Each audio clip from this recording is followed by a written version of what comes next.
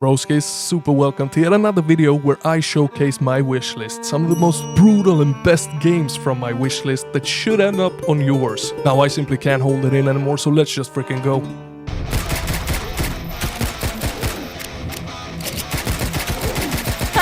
Better than a movie.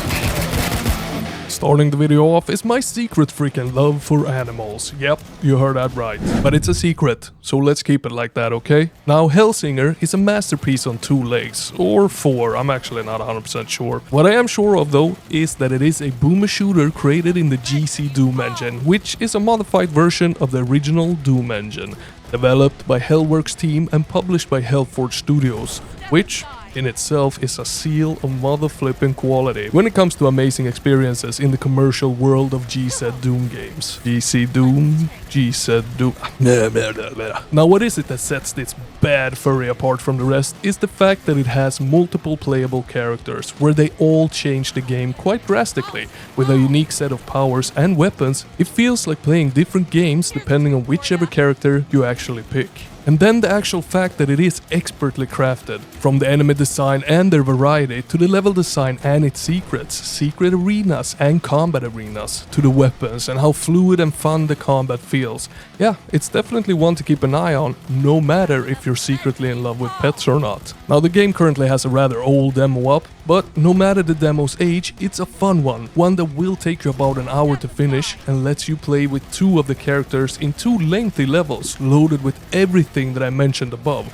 So if you haven't, go and play that demo, have a good time, you deserved it. And while you do that, I will try to nag the developers and publishers of a release date, because I am longing for one.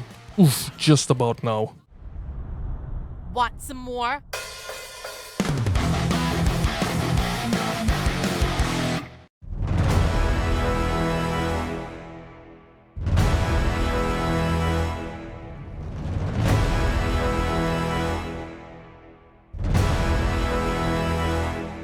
Now, since we are already on that trail, let's continue down the road to hell even further with the Age of Hell, developed by Hellforge Studios and published by Hellforge Studios. Yep, it's an eternally developed game headed by Bridgeburner himself.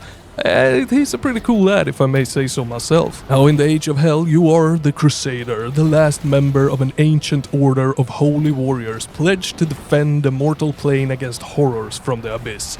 And guess what? The horrors of the abyss, they have arrived, and it's up to us to slaughter the absolute freaking living crap out of them in a game that mixes insanely big levels with more traditional corridor fighting and slaughter map-like fights. Which means hundreds of enemies on screen at once in an area where movement and firing is the only thing that really matters. And judging from the very big demo that is available, the game manages to mix these things and incorporate weapons and movement in a way that feels unfathomably fun. Oh, and let me not forget about the drop-dead gorgeous environments in this game. In the demo alone, it ranges from lush, exotic places to pure hellscapes with doors. Magnificent freaking doors. Doors that I could open and close about 10 times and still be just as satisfied as the first time that I opened them. I was just supposed to take care of some bugs downtown.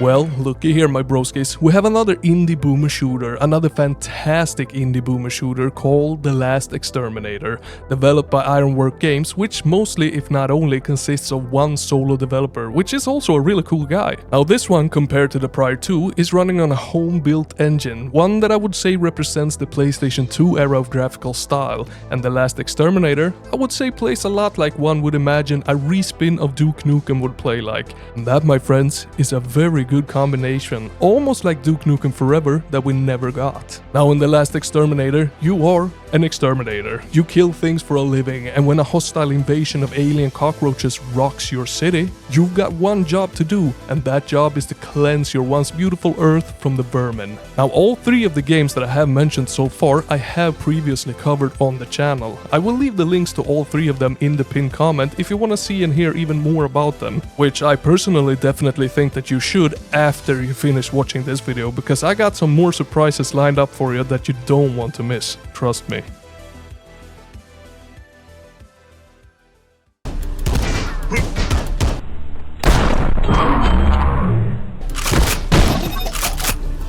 I got him. Now this game, it strays a bit in its own path. If I had to take two well-known games and compare, I would say it's like Quake meets Fear in a gore fest, something like that. It's a game where blood flows, like pouring buckets of them. The environments, they are semi-destructible, and the limbs of your enemies can be dismembered. It's a very twisted story where you're literally bathed in the blood of your enemies to heal. Ultra kill? Hello? Meaning fire away, and fire as hard as you can. Once the enemy goes splat, you rush into that splat to actually heal. It is also rocking a very good bullet time mode, partially so that you can feast upon the gorefest in slow motion, but also to give you time to be a little tactical when the situation requires it. Like getting yourself close enough to your enemies so that you have the chance to take a little dip in their blood before it reaches the ground. Now, even though it is brutal in nature, it is rocking a story, a simple one at that, but it goes something like this. Take on hordes of soldiers and experiments created by an authoritarian military group in the dystopian future of 2140. A new world war is beginning to unfold, and it is now up to you and your skills as a combat expert to eradicate the authoritarian Anchor Corp and save everyone that you love. Now Shoot to Kill is developed by two developers, and they're currently working on two games at the same time, so we don't have a clear sight for when this might be finished. But from my understanding, it is still being worked on.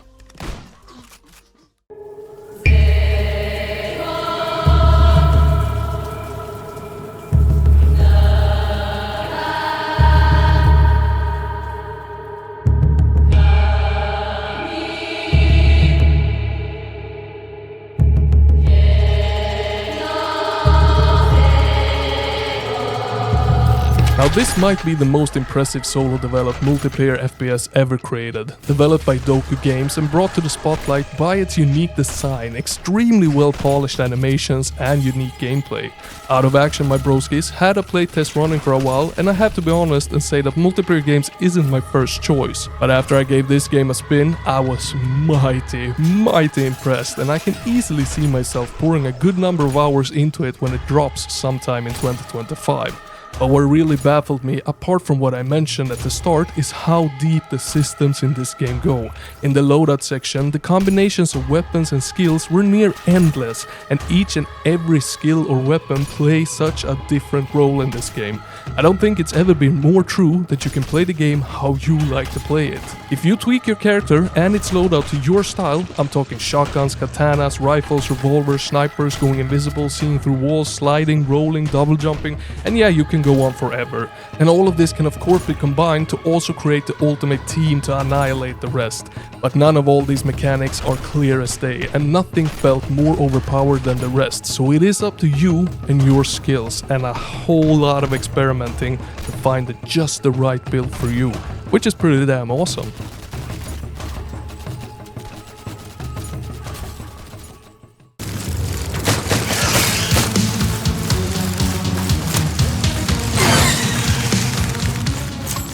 Now this is a little gem that secretly went under another name before, and when it had that name it also had a demo called Darkverse Rogue.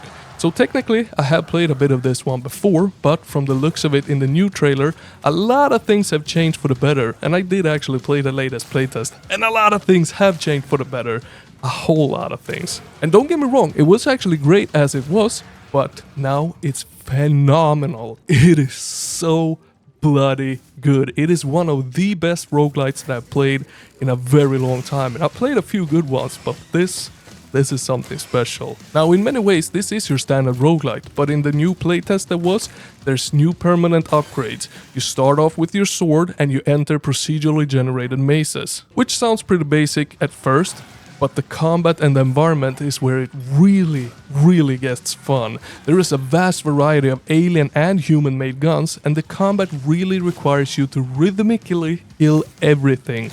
Dodge, shoot, slice, heal. It's actually a really hard game, and in many ways the combat feels a bit like System Shock 1 Remake. Going head on versus everything, it won't work in this one.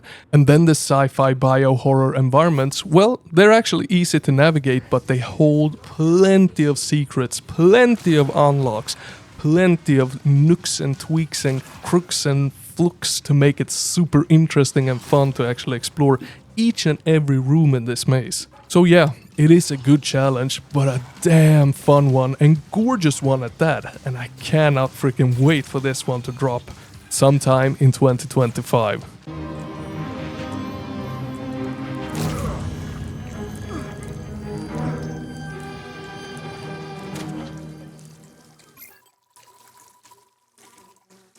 Now, Roboholic is actually not the best made roguelite ever, if you play the demo that is. It does feature some destructible environments, some really fun weapons, all based on alcoholic beverages. It does have some interesting robots, but they're not very satisfying to kill, and the arenas themselves that we enter, yeah, not the most fun. But what really makes this one stand out is all the destructible environments and how the game encourages you to actually use them to kill whatever is in front of you. But I don't like the very, very simple mechanics of the game, whereas you go into a room, more and more enemies spawn as you kill them, and then you're done. There is no secrets to find, there is no pickups to be picked up, there is no currency to collect, there really isn't anything. It all feels very, very basic and very, very early into development. However, it does reek of potential. If the developers decide to tweak and polish everything that is here and then add upon it, it could turn out great in the end. And that's why you should have Roboholic on your wish list. Broskis, thank you a million times for watching all the way to the end. Now, if you want more first-person shooter content like this, remember to hit that subscribe and like. And while you're at it, join the Discord. It's a pretty damn awesome place, filled with a lot of surprises. So don't miss out on it. And I will see you in the next one.